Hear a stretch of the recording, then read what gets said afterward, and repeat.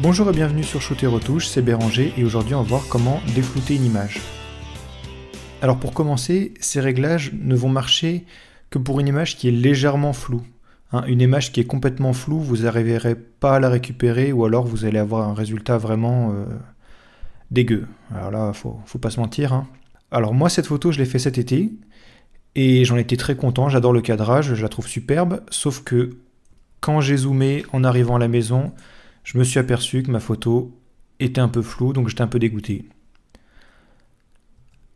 Donc je vais vous montrer rapidement comment faire semblant que votre photo était nette lors de la prise de vue. Alors pour ça, ce qu'on va faire, c'est qu'on va prendre notre calque ici à droite et on va venir en cliquant et en le déplaçant sur le petit onglet du bas, le dupliquer. Ensuite, je vais aller dans Filtre, Divers, Passe haut. Dans les options de passe haut, vous allez voir, c'est très rapide. Il n'y en a qu'une, c'est le rayon. Donc en gros, plus le rayon est petit et plus la précision du passe haut va être élevée, plus le rayon est élevé, plus le passe haut va être grossier. Nous, ce qu'on veut, c'est une valeur assez basse, quelque chose comme 3 pixels ou 2 pixels, pour qu'on puisse voir uniquement les contours de notre image. Et on va appliquer et cliquer sur OK. Une fois que j'ai le passe haut qui est appliqué sur mon calque ici à droite, ce que je vais faire, c'est que je vais le désaturer pour éviter, je ne sais pas si vous voyez bien là, qu'il y ait des couleurs en fait qui n'apparaissent sur ma photo du dessous.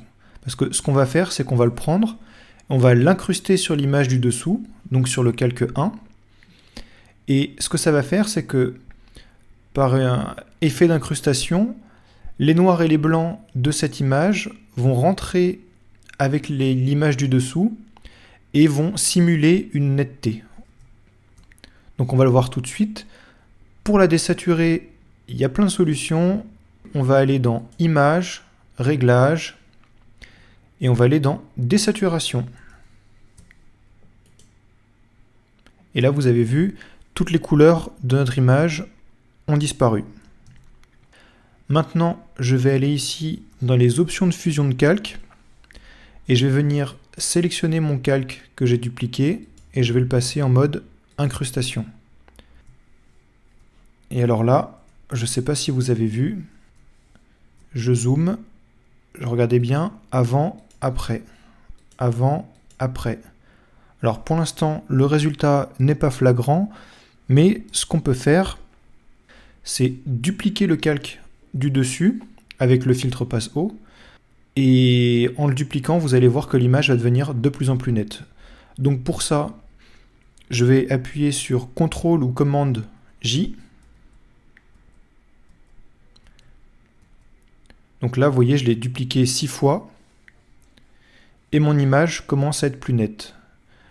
Ce que je vais faire, c'est que je vais cliquer sur le premier calque, cliquer sur le dernier calque, venir ici pour créer un groupe. Et maintenant, je vais désactiver la visibilité du calque pour voir le avant-après. Et là, vous voyez, notre image est quand même plus nette d'un coup. Alors comme je vous ai dit, ça fait pas des miracles, c'est-à-dire qu'on ne peut pas rajouter vraiment de la netteté. Vous voyez que ça rajoute du grain, ça rajoute des défauts, des artefacts, mais vous pouvez quand même simuler une netteté. Ce que vous pouvez faire par la suite, c'est venir ici dans l'option d'opacité du groupe et le descendre un tout petit peu pour avoir quelque chose d'un peu plus naturel.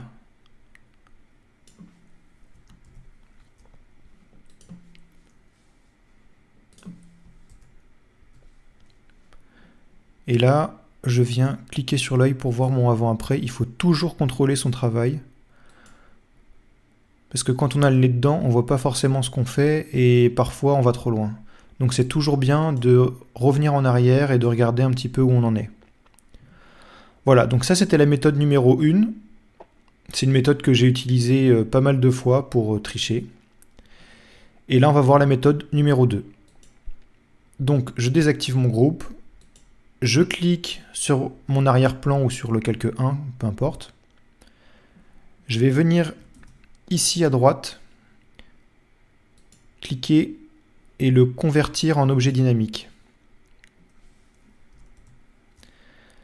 Ce que ça va faire, c'est que ça va me permettre d'appliquer un effet sur un objet dynamique et donc avoir un effet non destructif. C'est-à-dire que l'effet, une fois que j'aurai appliqué mon paramètre et que j'aurai cliqué sur OK, je pourrai revenir le changer autant de fois que je veux.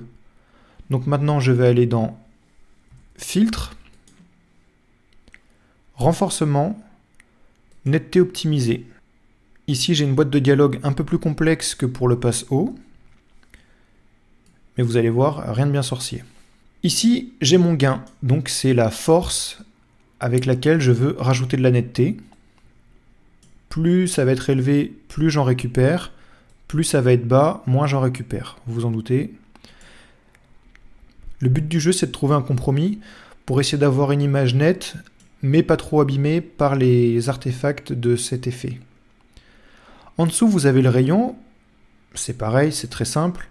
S'il est bas, il n'y a quasiment pas de netteté. S'il est très élevé, vous allez avoir quelque chose de très grossier à la limite du n'importe quoi. Et donc, en fait, il faut vraiment essayer de doser tout doucement pour trouver la valeur qui vous donnera le résultat le plus propre. En dessous, vous avez la réduction du bruit, parce que comme on l'a vu, plus on augmente l'effet, et plus il y a du bruit qui apparaît sur votre image, donc sous forme de petits points ou de taches. Et en gros, plus la réduction du bruit est élevée en pourcentage, plus votre image deviendra lisse. Donc là, vous voyez, vous perdez complètement tous les détails. Et plus on a une réduction du bruit faible, et plus on conserve nos détails. Vous voyez par exemple là, les tuiles, la brique. Une fois qu'on est satisfait du résultat, très important, on clique sur OK. Et si vous voulez activer ou désactiver la netteté pour regarder le avant-après, c'est ici que ça se passe, sur ce petit œil. Et là, vous voyez avant et après. Alors, comme je vous ai dit, ce qui est génial avec le filtre dynamique, c'est que si je reclique dessus, je récupère ma boîte de dialogue et je peux recommencer. J'étais pas content, je vais mettre un rayon un peu plus élevé. OK. L'effet s'applique, vous voyez, c'est affreux. Je reviens dessus. Je remets un rayon de 2 ou 3. Je clique sur OK. Et voilà, et ainsi de suite. Voilà, ce tuto est maintenant terminé. J'espère qu'il vous a plu. Si c'est le cas, n'hésitez pas à vous abonner. Mettez un pouce bleu. Et si vous voulez plus de contenu, allez sur mon site shooterretouche.com.